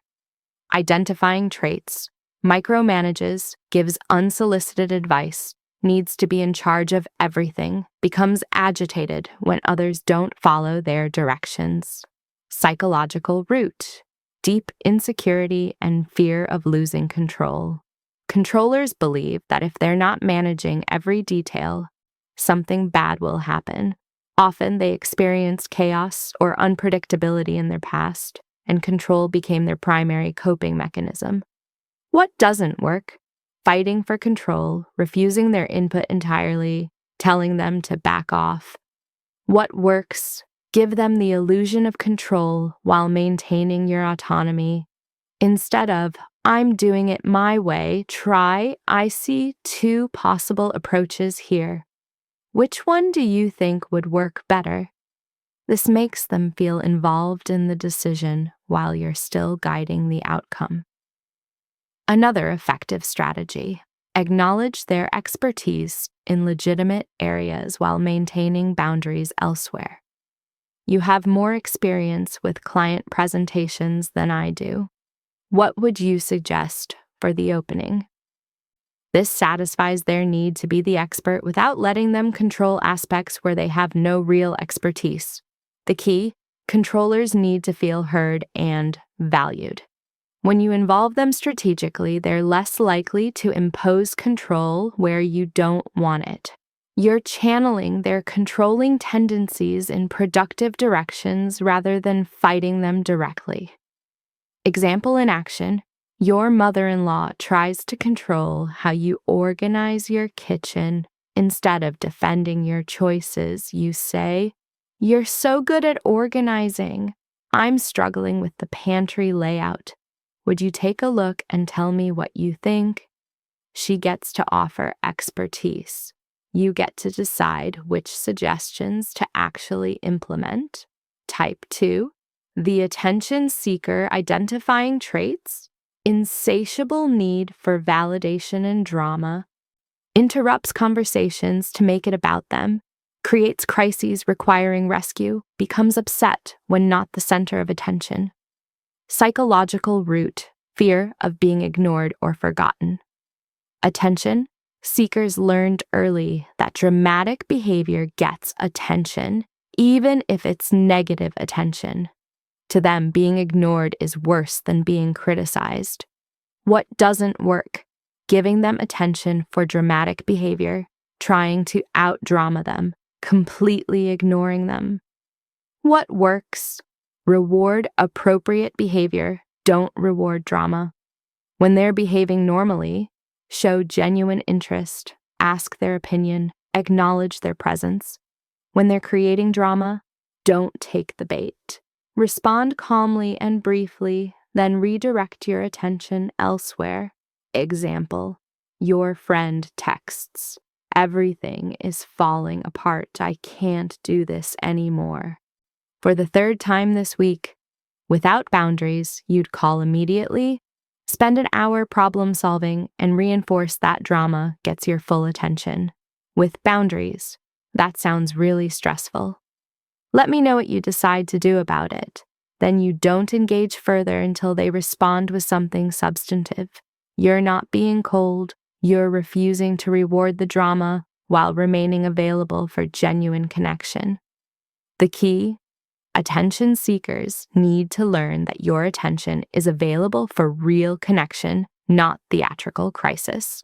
When they discover that drama doesn't work, but authentic sharing does, their behavior often shifts. Type 3, the critic. Identifying traits, compulsive need to point out flaws and problems, rarely offers praise, finds fault with almost everything, delivers feedback that's actually just criticism. Psychological root, usually perfectionism or low self-esteem. Critics are often hardest on others in areas where they're most insecure about themselves. Pointing out others' flaws makes them feel temporarily superior or safe from criticism. What doesn't work? Defending yourself, criticizing them back, trying to prove they're wrong. What works? Thank them for input, then ask questions that force constructive engagement instead of, "That's not fair, I worked really hard on this." Try, "Thanks for pointing that out. What specifically would you suggest to improve it?" This does two things. It disarms their criticism by treating it as helpful feedback rather than an attack, and it forces them to be constructive rather than just destructive. Most critics haven't actually thought through solutions. They just know how to spot problems. Another technique: agree and redirect. Critic: "This report is too long. No one's going to read all this." You're right, that length matters. What if we moved some of this to an appendix? Then the main report stays concise, but the detail is available for anyone who wants it. You've agreed with their core point. Length matters, while redirecting to a solution. They feel heard.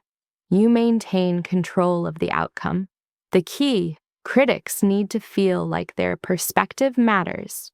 When you acknowledge the kernel of truth in their criticism and engage them in problem solving, you transform them from adversary to collaborator. Type 4, the victim identifying traits. Everything is someone else's fault, complains constantly but resists solutions. Learned helplessness derives identity from suffering. Psychological root, usually learned helplessness from repeated experiences where they genuinely had no control. Over time, victimhood became their identity and their way of getting sympathy, attention, and avoiding responsibility. What doesn't work? Trying to fix their problems for them, offering endless sympathy, accepting their narrative that nothing is their fault. What works? Show compassion without enabling, ask questions that encourage them to think about their own agency. Instead of, "That's terrible. Here's what you should do." Try, "That sounds really difficult. What do you think your options are?" You're acknowledging their struggle while directing them back to their own power. You're not rescuing them. You're reminding them they have choices. Set time boundaries around victim conversations. I have about 10 minutes to talk. What's the most important thing you want me to know? This prevents the endless complaint spiral while still showing you care. Avoid giving advice unless specifically asked, and even then, offer it tentatively. Victims will usually reject advice with yes, but they're not looking for solutions. They're looking for validation of their helplessness. When they reject your suggestion, you're right, that might not work for your situation. What do you think would work? Always redirect to their agency. Example in action. Victim friend. My boss is impossible. Nothing I do is good enough. I'm probably going to get fired. You. That sounds really stressful. Have you talked to them about what they're looking for? Victim. They wouldn't listen. They never listen. You. What would need to change for this situation to improve? You're not solving their problem. You're refusing to participate in the helplessness narrative while still being compassionate. The key? Victims need to rediscover their agency. When you consistently refuse to enable helplessness and gently redirect them to their own power, some will start taking responsibility. Others will move on to more sympathetic audiences. Either way, you're protecting your energy. Tailoring your approach. Most difficult people combine elements of multiple types, and their behavior changes based on stress or context. The key is staying flexible and adjusting based on what you observe working. But remember, understanding someone's psychology doesn't obligate you to tolerate their dysfunction. You can understand why a controller needs control, recognize the fear driving their behavior, and still maintain firm boundaries about what you will and won't accept. Compassion and boundaries coexist perfectly. You're not managing difficult people to change them. You're managing your response to protect your peace while maximizing the chance of productive interaction. Sometimes, even with perfect strategy, difficult people remain difficult. That's when you need responses that disarm attacks without escalating conflict. Let's talk about those. Chapter 6. Non-reactive responses that disarm any attack. When someone attacks you, criticizes your character, tries to provoke an argument, or delivers a cutting comment, your response in that moment determines whether the situation escalates or de-escalates. Most people default to one of two options: fight back or shut down, attack or avoid, defend or collapse. Both are reactive. Both usually make things worse. But there's a third option most women don't know exists: the non-reactive response that completely disarms the attack and often transforms the entire dynamic. Non-reactive responses work because they refuse to play the game the other person is trying to start. When someone attacks, they're unconsciously expecting you to defend, counterattack, or collapse. These are the only responses they know how to handle. When you respond with calm curiosity, genuine concern, or strategic vulnerability, you break the pattern they're expecting. You force them to shift into a different mode of interaction. Here are 6 techniques that work. Number 1, curious inquiry. Instead of defending yourself or attacking back, respond with genuine curiosity about their perspective, how it sounds. That's interesting. Help me understand what you mean by that. It sounds like you have some strong feelings about this. Can you tell me more about where that's coming from? Why it works? You've transformed from an adversary into an investigator. You're not someone they need to fight. You're someone interested in understanding them. Most people are so rarely truly listened to that when you respond with genuine curiosity. Their hostility often melts away and gets replaced by a desire to be understood. The critical requirement. Your curiosity must be genuine, not sarcastic. You're not trying to trap them or make them look foolish. You're actually interested in their perspective, even if you disagree with it. Example: colleague.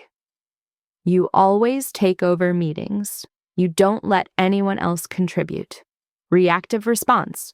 That's not true. I'm just trying to keep us on track because no one else will. Curious inquiry. I appreciate you telling me that. Can you give me an example of when I did that? I want to understand what it looks like from your perspective. You've shifted from defensive to open. They now have to provide specifics instead of vague accusations. Often, they soften. Number 2, emotional validation. Acknowledge the emotion behind someone's words without necessarily agreeing with their content, how it sounds. It sounds like you're really frustrated about this. I can see that this is important to you. That must be really stressful. Why it works. Most attacks are driven by unacknowledged emotions. When you validate the feeling, you meet their deeper need for recognition, which often eliminates their need to attack. You're not agreeing with their behavior or accepting their interpretation. You're simply acknowledging they're having an emotional experience. Example: partner, you never listen to me. You're always on your phone when I'm trying to talk to you. Reactive response: I don't always do that. You're exaggerating.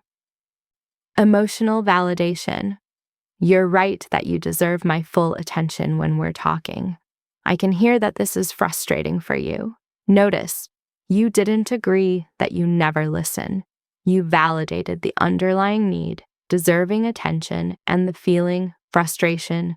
You've created space for actual dialogue instead of defensive argument. Number 3, strategic agreement. Find something in their criticism you can legitimately agree with. Then use that agreement as a bridge to productive dialogue. How it sounds. You're right that I could be better at specific thing. I value your input. That's a fair point. Let me think about how to address that. Why it works. Agreement removes the adversarial dynamic. Instead of fighting about whether their accusation is true, you're working together to solve the underlying issue. It also demonstrates emotional maturity and self-awareness, which often inspires the other person to respond more maturely. Example: boss, this report feels rushed. I expected more thorough analysis. Reactive response: I did the best I could with the deadline you gave me. Strategic agreement: you're right that the timeline section could use more depth. What if I expand that part and get you an updated version by tomorrow? You've agreed with a valid concern without getting defensive about the deadline. You've shifted to problem solving. Number 4, concerned. Redirection. Express genuine concern for the person's well-being and redirect the conversation to address their underlying emotional state. How it sounds. It seems like something's really bothering you. Is everything okay? You seem stressed about something bigger than this. Do you want to talk about what's really going on? Why it works. Most attacks aren't actually about the surface issue. They're usually the result of stress, frustration, or unmet needs in other areas. When you address the underlying emotional state instead of the surface attack, you often discover what's really driving their behavior. Example: friend snaps at you. Why do you always have to analyze everything? Can't you just be normal for once? Reactive response: wow, okay. Sorry for trying to have an actual conversation. Concern redirection: hey, that came out pretty sharp. Are you okay? You don't usually talk to me like that. You've acknowledged the sharp tone without matching it. You've expressed concern. You've opened space for them to share what's really bothering them. Number 5, graceful deflection. Acknowledge their comment without engaging with its hostile intent, then smoothly redirect to constructive territory. How it sounds. I hear that you're not happy with how things are going. What would you like to see happen differently? I appreciate you sharing that perspective. What outcome are you hoping for? Why it works. You're acknowledging their communication without getting pulled into defensive arguments. You're staying focused on problem solving and solution finding rather than getting lost in who's right or wrong. Example: passive-aggressive comment. Must be nice to leave at 5 p.m. every day while the rest of us stay late. Reactive response. I'm here early every morning while you're strolling in at 9:30. Graceful deflection. It sounds like the workload distribution is feeling unfair. Should we talk to the manager about how projects are being assigned? You've acknowledged the underlying concern, workload fairness, without taking the bait about your hours. You've redirected to a constructive solution. Number 6, transparent vulnerability. Honestly acknowledge your own feelings or limitations in response to their attack, without collapsing into victim mode. How it sounds. I have to admit that stings to hear. I'm working on that area. Can you help me understand specifically what I could do differently? That's hard to hear. I genuinely didn't realize it came across that way. What would look different to you? Why it works. Transparent vulnerability is perhaps the most powerful, non-reactive response because it requires tremendous courage and creates immediate connection. It's very difficult for someone to maintain an attacking stance when you respond with honest vulnerability. It transforms the dynamic from conflict to collaboration almost instantly. Example, criticism. Your presentation today was terrible. You clearly weren't prepared. Reactive response. I was prepared. You just don't understand the complexity of what I was explaining. Transparent vulnerability. That's disappointing to hear. I did prepare, but obviously something didn't land. What specifically would have made it more effective for you? You've acknowledged your disappointment without defending. You've stayed open to feedback. You've invited collaboration on improvement. The key to all non-reactive responses. These techniques only work when they come from a genuine desire to understand, connect, and resolve, not from a manipulative attempt to win or look good. If you use them sarcastically or strategically to trap the other person, they'll backfire. People sense authenticity. The goal isn't to guarantee that difficult people respond positively. Some won't, no matter how skilled your response. Some people are committed to conflict and will reject your attempts at de-escalation. But even when they don't work to change the other person, they work to protect you. You maintain your dignity, demonstrate emotional maturity, avoid getting pulled into unnecessary drama. And observers, your colleagues, your children, anyone watching, see clearly who's interested in resolution and who's just looking for a fight. Non-reactive responses aren't about being weak or passive. They're about being strategic. Choosing the most effective response rather than defaulting to the most familiar one. And the more you practice these responses, the more you realize something profound. Most triggers aren't actually problems to solve. They're opportunities to grow. Chapter 7. Reframing triggers as growth opportunities. The most profound shift in dealing with difficult people comes when you stop seeing triggers as problems to avoid and start seeing them as opportunities for growth. This isn't spiritual bypassing or toxic positivity. This is practical recognition that the people who challenge you most often contribute most to your emotional development, self-awareness, and personal strength. Every trigger reveals something important about your inner landscape. It shows you where you still have emotional work to do, what beliefs need updating, which areas of your personality need strengthening. Think of triggers as your personal feedback system, emotional X-rays that reveal fractures in your psychological armor. Without this feedback, you might go through life unaware of your weak spots, only to have them exploited in crucial moments when the stakes are higher. The person who triggers you in a low-stakes situation is actually preparing you for high-stakes situations where emotional regulation could make the difference between success and failure. Triggers as data, not verdicts. When someone's criticism stings more than it should, that's information.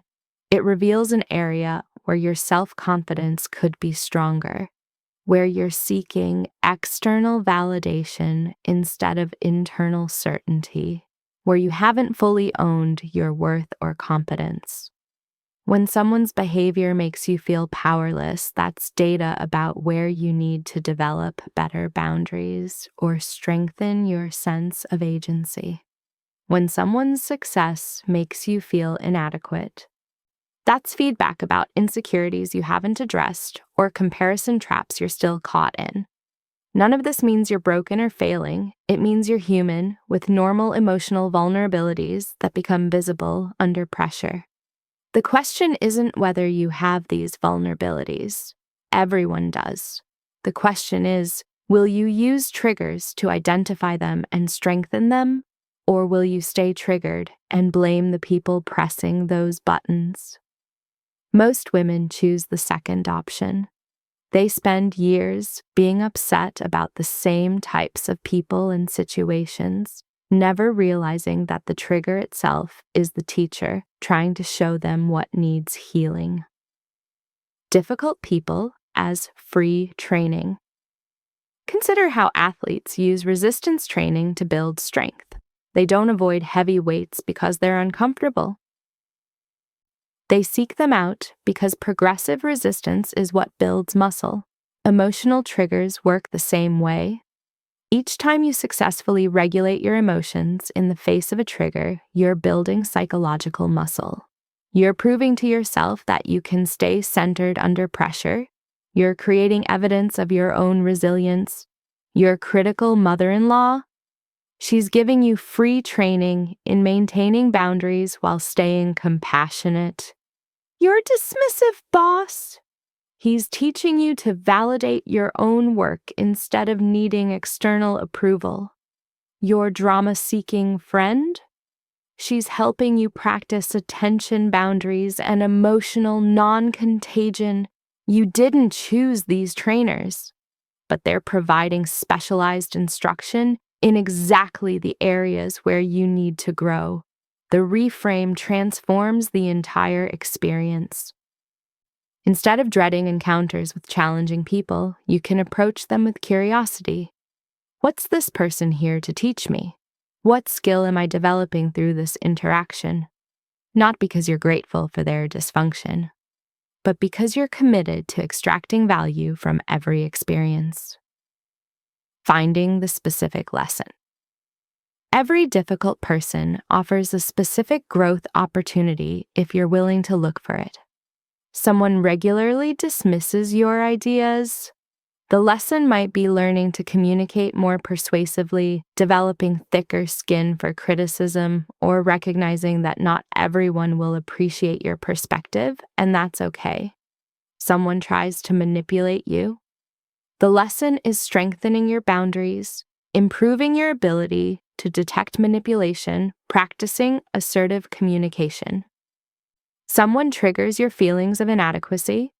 The lesson is addressing those insecurities directly, building genuine self-worth, releasing the need for others to validate you.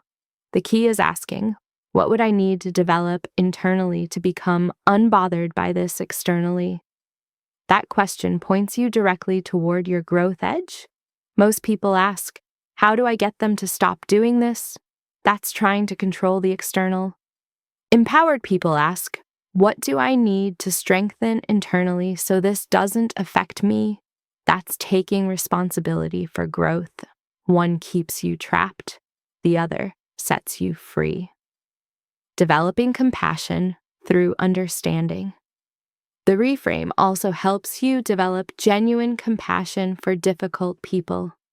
When you understand that hurt people, that challenging behavior usually stems from unhealed wounds, unmet needs, or immature coping mechanisms, it becomes easier to respond with wisdom rather than reactivity.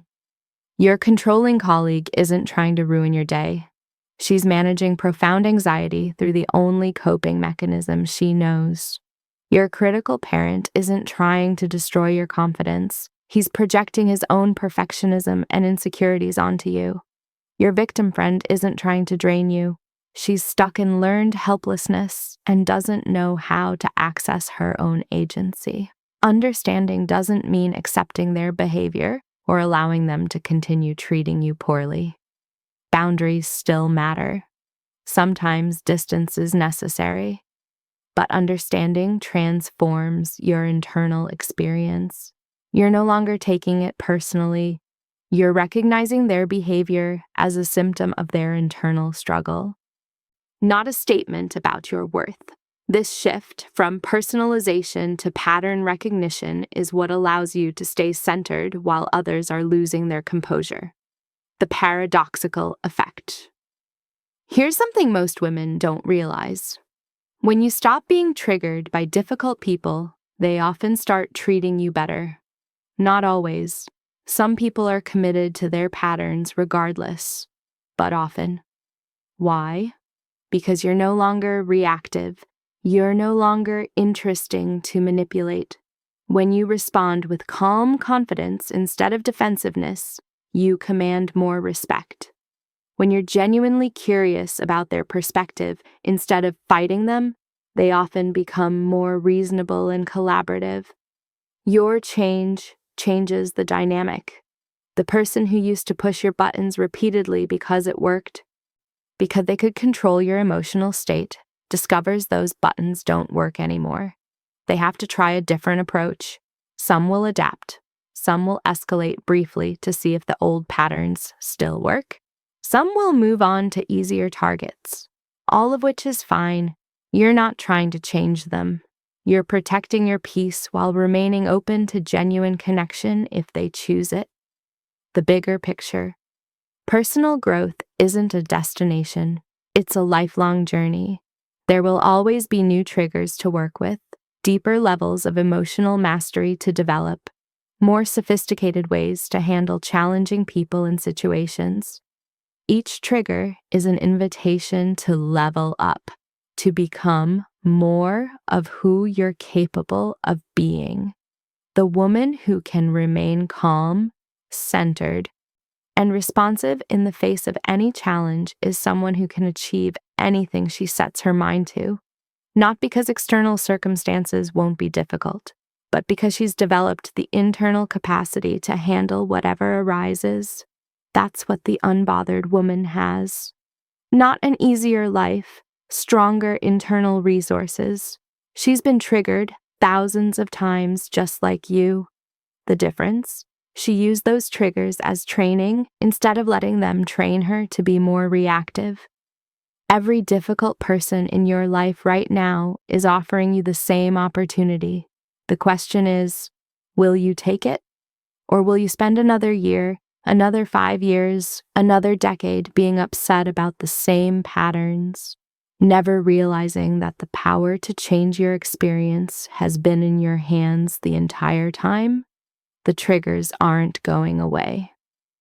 Difficult people exist at every level of success in every stage of life, but you can transform your relationship with them completely. And that transformation starts with one final piece: integrating everything you've learned into a new way of being.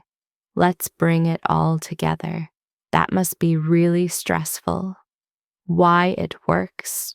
Most attacks are driven by unacknowledged emotions. When you validate the feeling, you meet their deeper need for recognition, which often eliminates their need to attack. You're not agreeing with their behavior or accepting their interpretation. You're simply acknowledging they're having an emotional experience. Example? Partner: you never listen to me. You're always on your phone when I'm trying to talk to you.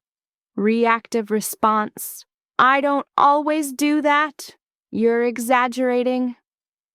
Emotional validation: you're right that you deserve my full attention when we're talking. I can hear that this is frustrating for you. Notice, you didn't agree that you never listen. You validated the underlying need, deserving attention, and the feeling, frustration. You've created space for actual dialogue instead of defensive argument. Number 3, strategic agreement. Find something in their criticism you can legitimately agree with, then use that agreement as a bridge to productive dialogue. How it sounds. You're right that I could be better at specific thing. I value your input. That's a fair point. Let me think about how to address that. Why it works. Agreement removes the adversarial dynamic. Instead of fighting about whether their accusation is true, you're working together to solve the underlying issue. It also demonstrates emotional maturity and self-awareness, which often inspires the other person to respond more maturely. Example: Boss, this report feels rushed. I expected more thorough analysis.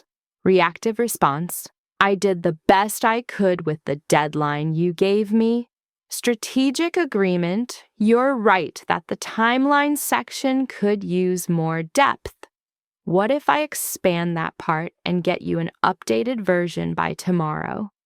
You've agreed with the valid concern without getting defensive about the deadline. You've shifted to problem solving. Number 4, concerned redirection. Express genuine concern for the person's well-being and redirect the conversation to address their underlying emotional state. How it sounds. It seems like something's really bothering you. Is everything okay? You seem stressed about something bigger than this. Do you want to talk about what's really going on? Why it works. Most attacks aren't actually about the surface issue. They're usually the result of stress, frustration, or unmet needs in other areas. When you address the underlying emotional state instead of the surface attack, you often discover what's really driving their behavior. Example: friend snaps at you. Why do you always have to analyze everything? Can't you just be normal for once? Reactive response: wow, okay. Sorry for trying to have an actual conversation. Concerned redirection: hey, that came out pretty sharp. Are you okay? You don't usually talk to me like that. You've acknowledged the sharp tone without matching it. You've expressed concern. You've opened space for them to share what's really bothering them. Number 5, graceful deflection. Acknowledge their comment without engaging with its hostile intent, then smoothly redirect to constructive territory. How it sounds. I hear that you're not happy with how things are going. What would you like to see happen differently? I appreciate you sharing that perspective. What outcome are you hoping for? Why it works. You're acknowledging their communication without getting pulled into defensive arguments. You're staying focused on problem solving and solution finding rather than getting lost in who's right or wrong. Example: passive-aggressive comment. Must be nice to leave at 5 p.m. every day while the rest of us stay late. Reactive response: I'm here early every morning while you're strolling in at 9:30. Graceful deflection. It sounds like the workload distribution is feeling unfair. Should we talk to the manager about how projects are being assigned? You've acknowledged the underlying concern, workload fairness, without taking the bait about your hours. You've redirected to a constructive solution. Number 6, transparent vulnerability. Honestly acknowledge your own feelings or limitations in response to their attack without collapsing into victim mode. How it sounds. I have to admit that stings to hear. I'm working on that area. Can you help me understand specifically what I could do differently? That's hard to hear. I genuinely didn't realize it came across that way. What would look different to you? Why it works. Transparent vulnerability is perhaps the most powerful, non-reactive response because it requires tremendous courage and creates immediate connection. It's very difficult for someone to maintain an attacking stance when you respond with honest vulnerability. It transforms the dynamic from conflict to collaboration almost instantly. Example: criticism. Your presentation today was terrible. You clearly weren't prepared. Reactive response: I was prepared. You just don't understand the complexity of what I was explaining. Transparent vulnerability. That's disappointing to hear. I did prepare, but obviously something didn't land. What specifically would have made it more effective for you? You've acknowledged your disappointment without defending. You've stayed open to feedback. You've invited collaboration on improvement. The key to all non-reactive responses. These techniques only work when they come from a genuine desire to understand, connect, and resolve, not from a manipulative attempt to win or look good. If you use them sarcastically or strategically to trap the other person, they'll backfire. People sense authenticity. The goal isn't to guarantee that difficult people respond positively. Some won't, no matter how skilled your response. Some people are committed to conflict and will reject your attempts at de-escalation. But even when they don't work to change the other person, they work to protect you. You maintain your dignity, demonstrate emotional maturity, avoid getting pulled into unnecessary drama. And observers, your colleagues, your children, anyone watching, see clearly who's interested in resolution and who's just looking for a fight. Non-reactive responses aren't about being weak or passive. They're about being strategic. Choosing the most effective response rather than defaulting to the most familiar one. And the more you practice these responses, the more you realize something profound. Most triggers aren't actually problems to solve. They're opportunities to grow. Chapter 8. The New You, Unbothered and Unstoppable. Let's talk about who you become when you master this. Not in some distant future after years of perfect practice, but in the weeks and months ahead as these principles become part of how you move through the world. You don't become cold. You don't become unfeeling. You don't become someone who doesn't care. You become strategically detached, emotionally regulated, psychologically sovereign. You become the woman who can handle whatever comes her way. Not because nothing bothers her, but because she's developed the internal capacity to process anything without being controlled by it. What actually changes? In your career, you stop being the woman who gets passed over because people aren't sure how you'll handle pressure. You become the one they turn to when things get difficult because they know you'll stay steady. When someone criticizes your work, you don't spiral into defensive panic. You assess the feedback objectively, extract what's useful, discard what isn't, and improve your approach. Your colleagues notice, your boss notices, opportunities start flowing toward you because you've proven you can handle them. You're not working harder, you're just no longer wasting energy on emotional reactions that don't serve you. In your relationships, you stop walking on eggshells around your partner's moods or your mother's opinions. You can be fully present because you're not constantly bracing for the next trigger. Your partner says something that would have set you off 6 months ago. You feel the initial activation, that familiar chest tightness, but you don't follow it. You pause. You get curious instead of defensive. You respond from your values instead of your wounds.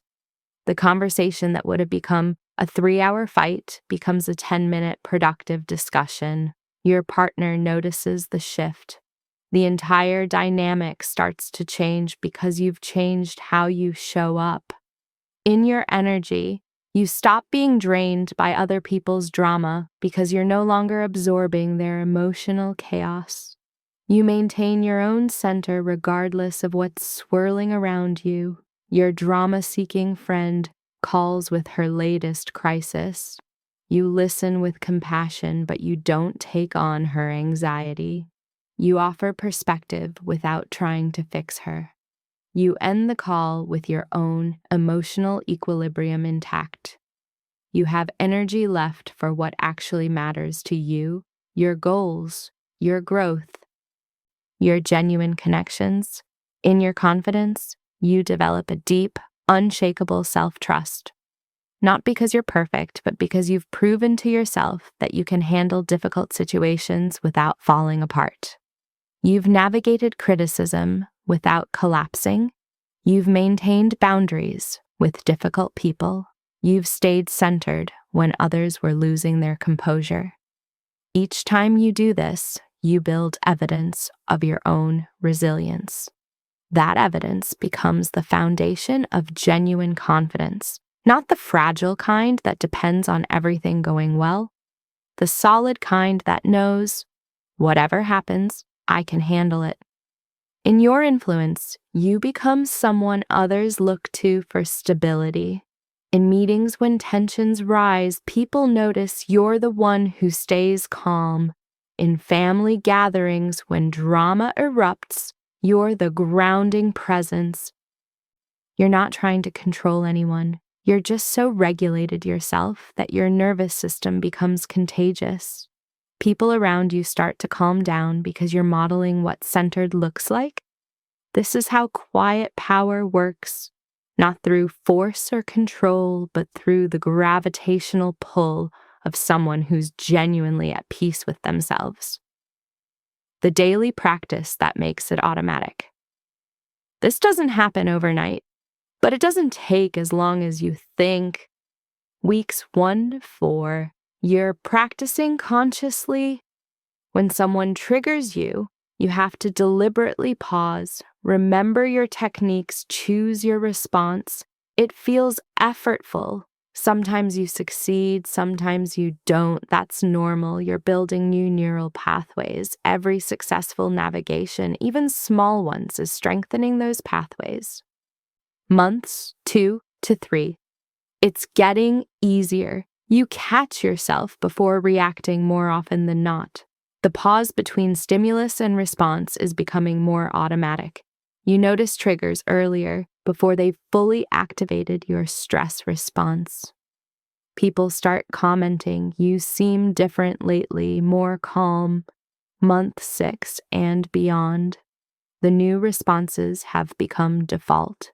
You don't have to think about staying unbothered, you just are. Someone does something that would have derailed you completely 6 months ago, and you barely register it as significant. Your coworker tries to take credit for your work. You feel a flicker of irritation, but it passes. You address it calmly and directly, then move on. No 3-hour rumination, no stress eating, no venting to 5 different people. It's handled. You're fine. Life continues. People ask, "When did you get so zen?" And you realize you're not zen. You've just stopped letting other people's dysfunction become your emergency. Your unbothered power. Here's what most people don't understand about emotional mastery. It's not about controlling your emotions. It's about emotions no longer controlling you. You still feel everything. The anger, the hurt, the frustration, it all still arises. But now there's space around it. A buffer. A moment where you can observe the feeling without becoming it. That space is your freedom. In that space, you're no longer reactive. You're responsive. You're choosing your actions based on your values and goals, not your triggered nervous system. In that space, other people lose their power over you. They can still be difficult. They can still try to provoke you. But the buttons they used to press don't work anymore. You've rewired your internal system. This is what the unbothered woman has. Not an easier life or better people around her, just a stronger internal fortress that protects her peace regardless of external chaos. She's not lucky. She's practiced. Coming full circle. Remember the beginning of this book? Your coworker just took credit for your work.